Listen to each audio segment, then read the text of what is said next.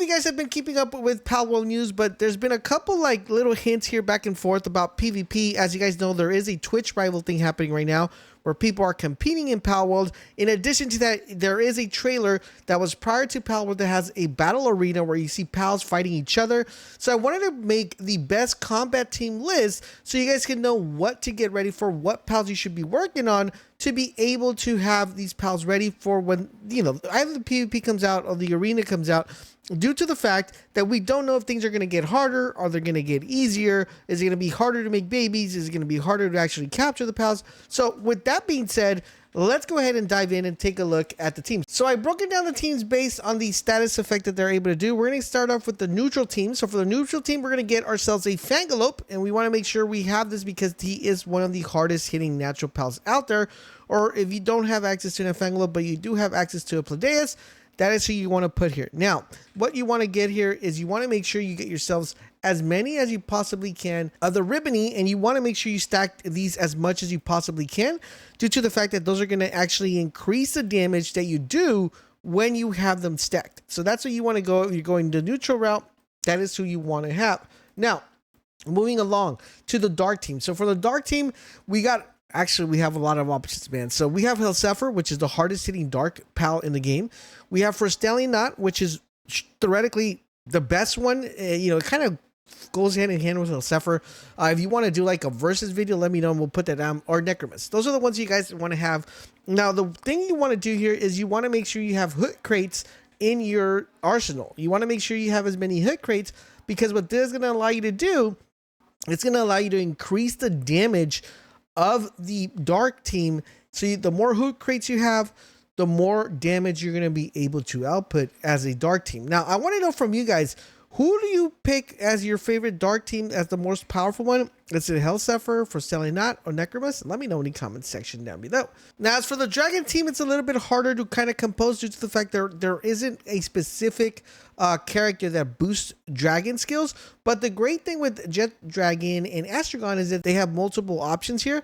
So one has a neutral option, which is theoretically you could go the neutral route. But for the dragon element, we really don't have a specific one to be able to kind of pinpoint. Now, like I said, they are mixed. One has dark and dragon, so theoretically you could go the dark route, but I would like to see definitely when the future update, they maybe introduce like a dragon boosting character to boost the dragon elements. All right, so for the fire element, guys, we have a really good selection to go by. We are able to put Bushy or Blasphemous, and the great thing is that we have the ability of being able to get two different characters that are going to boost the damage. So we have Kelpsea Ignis, which is going to give us an increment of fire, and we have Ruby, which is also going to give us an increment of fire. So you could pick either or.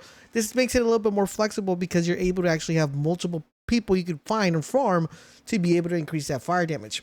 All right, so for grass, here's what we have for grass. We got Lilin, which is extremely, extremely powerful, and surprisingly, Verdash is actually really, really good as well.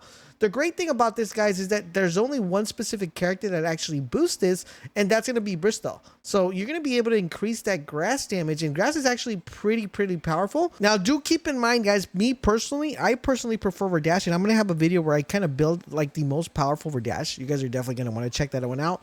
So yeah, technically, this is a really good option here, and grass is actually pretty powerful in this game. All right, so now on to ground, guys. For ground, we already know Anubis, my boy. He's the best one to go with here, and you want to make sure you put Dumud. He's going to be your main character. He's going to increase that ground damage. So Anubis is just an amazing character, man. I'm not going to lie. And next, we have electricity. Now, for electricity, it's going to be pretty good because we have multiple choices. I mean, I really, to be honest, I personally feel like Grisbolt should have been like the best electrical pal, but it's not. It's Orsurk. So with Orsurk, he does a really good amount of damage, and his partner is another little crazy Poe, which is Sparkit. Sparkit, you put a bunch of Sparkits, Orsurk is going to be doing a ton of damage. And I'm going to be showcasing all of these guys here in the channel, so you guys are definitely going to check this out to see how much damage they actually do on a normal fight when it comes to Palworld. Let's go and talk about water. So for water, Jormuntide, he's going to be the one that you want to make sure, and you want to make sure you get a bunch of Kelpsies, which are going to go ahead and increase and boost that water damage, so you guys can go ahead and have more water damage. Guys, this is going to be a very interesting boost because you're able to boost this up to 30% just by having these characters, and if you have them leveled up, and if you have them condensed. So that's going to be doing a ton of damage, and getting your combat list completed before the updates, before the release, should definitely be something that you want to make sure you consider, because you don't know what's going to get updated. If it's raids or if it's PvP, it doesn't really matter, because you're going to want to make sure you have powerful pals to do that like late gaming content, right? So make sure you guys get this list ready. Let me know in the comment section below which ones do you not have, and if you want to save some space in your base because you're going to be doing a lot of eggs, make sure you check out this video, which is going to allow you guys to maximize the amount of space you have in your base and get more bang for your buck. Thank you guys for watching, and I'll catch you guys on the next one.